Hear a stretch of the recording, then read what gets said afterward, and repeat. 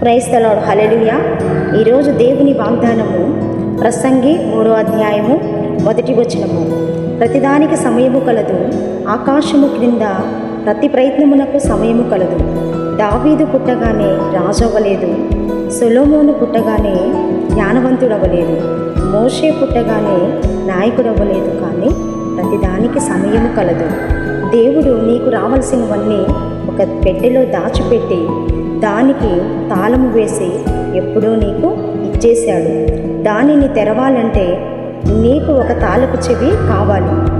అది నమ్మకం అనే తాళపు చెవి. నమ్మకము అనే తాళపు చెవి నీ దగ్గర ఉంటే రావాల్సినవన్నీ కావలసినంత వేగంగా నీ దగ్గరికి వచ్చేస్తాయి.